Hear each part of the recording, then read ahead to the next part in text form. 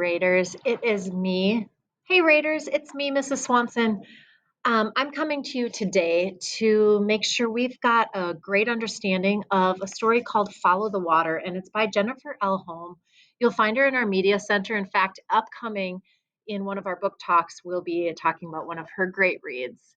Um, this book is a futuristic piece, but now that we are moving into 2022, it's maybe not so futuristic. It's about a young girl who actually her life is on Mars. And she's going to talk to you about some of the struggles that she has, and I'm going to actually let you all um, finish the story later on this week.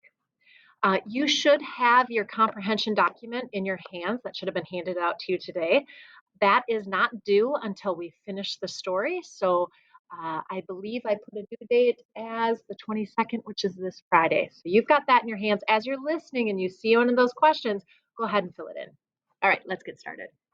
Follow the water. I'm floating in water. Next to me, Nana is bobbing on her back, looking up at the same blue sky, her white hair tied in a thick braid. She's wearing her lifeguard red bathing suit, and her arms trail in the water at her sides in a smooth, unhurried motion. Seagulls scream above our heads, swooping low, diving across the waves as if trying to get our attention. But it doesn't bother us. It's so peaceful out here. It's so perfect. We are just two mermaids enjoying the freedom of the waves, the tug of the undertow, or the rush of water all around us. Part of the ocean itself. Georgie, Nana says, her voice smiling with pleasure. It's heaven to be here with you. And then a wave comes up from behind us and crashes over us, and I wake up, breathing in the stale, musty air, and I realize I'm still on Mars. Ouch, I say. The doctor pats my arms. Sorry about that. I'm having a hard time finding a vein. Can we do this another day? I plead. Look at my arm. It's covered in bruises. Georgiana, my mother says, shaking her head, come on now, don't be silly. Easy for her to say. She's not the one who's getting stuck with a needle. It's very important for us to gather biological data for future colonists, she adds, as if this will somehow make it fun. See, my mother's a scientist. Actually, she's a geologist like my father, and they live for experiments and collecting data. My parents love Mars, which kind of makes sense, I guess, since Mars is really just a big rock. They spent hours talking about geological formations and whether the Holden crater was once a lake.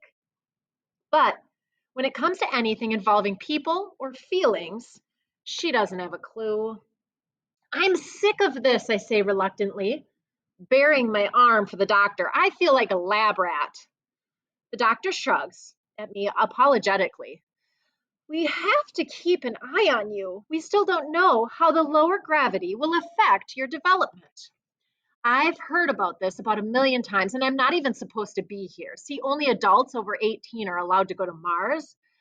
But they let me come because they thought I'd finished puberty. Mars gravity is one-third of Earth's, and I guess they want to avoid us turning into mutants. Although I suppose I could tell them a thing or two about their mutant theory of gravity. See, I've grown 4 inches in the time I've been here. Now, not that I'm complaining. I was kind of on the short side before anyway. We are fourth wave pioneers, known as fourths. The second wave erected from the medical cabin I'm standing in. It's a thick black plastic, sturdy enough to protect us from the solar UV radiation, which could kill you, give you terrible skin cancer. That's what the first found out. Some of them came back and they had to have their noses removed. Pretty gross, if you ask me. Now, the whole compound is a rabbit's warren of connecting plastic tunnels. I guess there's nothing like a little death and disaster to make you figure out how to do things right. But all those unmanned robots that explored the planet seemed pretty good. They transmitted back maps and geological findings and climate information so that by the time the first 50 people and one dog were sent to Mars, they thought they knew the score. But I mean, I suppose it's not easy to organize the pesky little business of living on a deserted rock in the middle of space. There's the crazy weather and the sub zero freezing cold, the dust storms, and that little fact that it takes, hold up, 6 months to get here packed on a shuttle like a bunch of sardines. In my opinion, there's a pretty good reason that Mars is uninhabited. But why would anyone listen to a 14-year-old anyway? The doctor jabs the needle in my arm again, and it stings. I wince. Oh, there we go, he says. Just relax. I watch as a tube of dark red blood is sucked out. The doctor yanks the needle out, slaps on a band aid as I rub my arm, and I can't help but wonder if they sent this guy to Mars to just get him off of Earth. Talk about bedside manner. There, that wasn't so bad now, was it? My mother says brightly. Whoops, the doctor says. I need one more tube. No more blood, I say. I put up with a lot on this planet, like no friends, rehydrated food, having to perform like a pony on transmissions for kids back home, but enough is enough. Georgiana, my mother says, looking at the doctor, no more. And I run out the door and then I freeze. Because, see, on this dumb planet, I can't even make a dramatic exit. I have to put on my stupid survival suit first. I flip open the flap and head down the plastic hallway. It's eerily quiet, the way it always gets before a bad dust storm hits. And I shiver just a little bit. It's cold on Mars, colder than you can even imagine. The average temperature here is negative 81 degrees. And believe me, that's pretty darn cold when you have to go to the bathroom in the middle of the night. On the trip here, I read a book called Red Mars. It was by this guy, Kim Stanley Robinson. It's this famous science fiction book written a long time ago about what Mars might have been like for the first colonists. In it, the Mars colonists, they live a pretty comfortable life in one of those beautiful dome type cities that have been amazing views of surrounding landscape. He made it sound not half bad, actually. And then I got here, which is why I guess it's called science fiction and not reality. But Mr. Robinson did get the part about the dust right. See, the dust on Mars is so super fine, so microscopic, that it blows right through the plastic tents we live in. The plastic keeps the air in and the UV rays out, but not the dust. And I don't know why.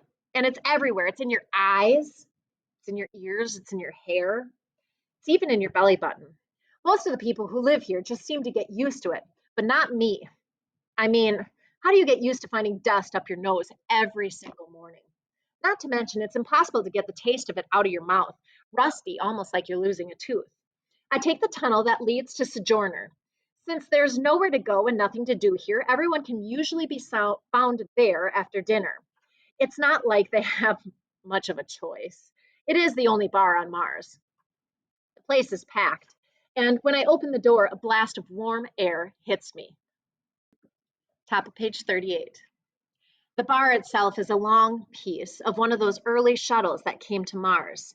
It only made one trip and then it blew an engine. It was a lousy shuttle, but it's a pretty cool bar. Sammy, the bartender, is polishing the surface with a wet rag when I grab a stool.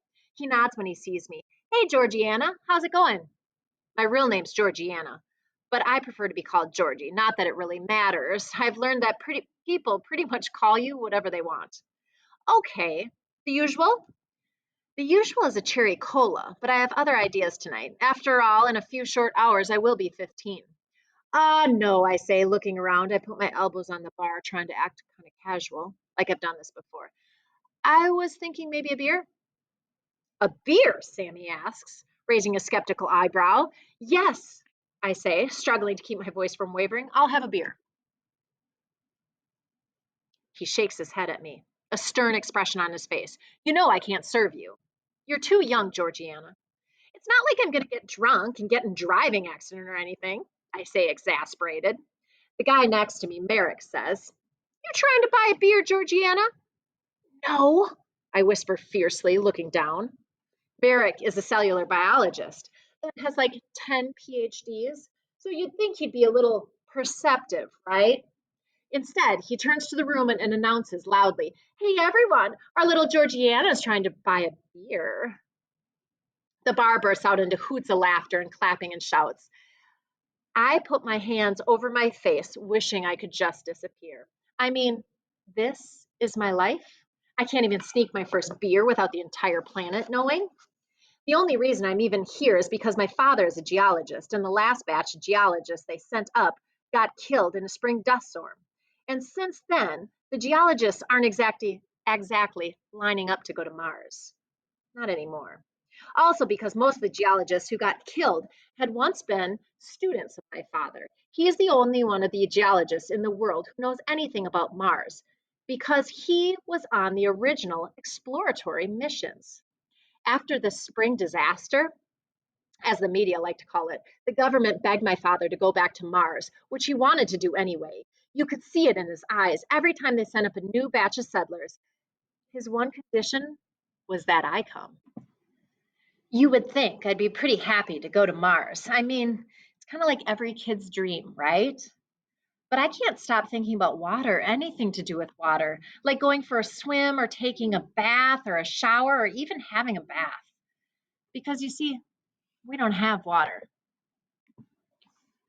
Once every 2 months, the shuttle arrives with drinking water, but it's only a supplement. See, our main source of water is from recycling. You got it. We recycle everything: the water you spit out when you brush your teeth, the leftover water from washing the dishes, even when you pee. It all gets filtered and put back into the system, and everyone gets a daily ration. It tastes awful, and there's never enough to do anything more than take a sponge bath. And trust me, there's a good reason why we're always wearing hats in our television broadcasts. That's why my father's here in the first place. To find water. The geologists who died in the spring disaster were near the South Polar Cap, looking for water when a dust storm hit. It's not as easy as you'd think to find water, too. Some whiz of a scientist told NASA that they should follow the water, that is, follow the scientific evidence of where it's been before to find new water. Unfortunately, they think the planet was once covered with an ocean, so that's a lot of territory to cover, which is why they needed the geologists. Once they find the water, they can start fixing up the planet, and then lots of people can come back. It will be a whole new world for people to mess up and overpopulate. I mean, I know we're here for a good reason, but speaking from personal experience, who cares about saving mankind when you can't wash your hair? My parents are waiting for me when I get back to the cabin. I groan when I see the expressions on their faces. News travels fast on a planet where there are 203 people, and I figured they'd heard about me trying to buy beer. I start to explain, "Look," I say, "I just wanted a sip. It wasn't anything serious." "Georgiana," my mother says in a very calm voice, too calm almost, "we just got transmission from Earth. This isn't what I was expecting." "We weren't even going to tell you, but what?" I'm getting a bad feeling here. My father takes off his glasses and leans them to the corner of his shirt. He puts them back on and says wearily, "Nana's been diagnosed with stomach cancer." "She's dying," my mother says. Nana was the one who taught me how to swim. All those summers when my parents went spent at NASA or on an international space station, I'd go to the Jersey Shore and I'd live with Nana in her sweet little yellow house, looking out on the beach. Truth be told, those summers were the best parts of my life. I looked forward to them all year. Part of me still wishes I could have just lived with Nana forever. "Your parents love you," she'd always say. And I know they do, but it's like they weren't the right kind of people to have kids. You can just see that they sometimes forget I'm here, like an experiment that slipped their mind, especially my dad. We look nothing alike, and I swear there are days I even wonder if I'm someone else's baby they picked up at the hospital by mistake. I mean, I'm almost 15 and he still hasn't figured out I hate to be called Georgiana. But Nana knows everything about me, my dreams, my goals, my fears, stuff I could never tell my parents. Like how I wanted to get a place on the swim team. I did. And I was worried my parents would pressure me to become a scientist like them. They did. And how I wish that cute boy named Chen would kiss me. He did, behind the gym at school, and it was very nice. The truth is, she is the thing I miss the most from Earth. Sure, I hate the dust and not being able to take a bath or have a conversation with someone my own age. But there are days when I think I'll go crazy from the loneliness of not being able to talk to her. And every time I dream about water, I dream of Nana and me together. The two mermaids in the middle of the ocean. I just know she'd laugh at the way we live in these plastic tents. Why, you all look like hamsters, she'd say. And she'd be right. See, she's that kind of person. She tells it like it is. She's the only person in the whole world who's ever believed me. And they weren't going to tell me. So when are we going back? I say. We're not, my mom says. What are you talking about? We can't just leave Nana alone. Nana's my father's mother, and he's an only child. We're all she has.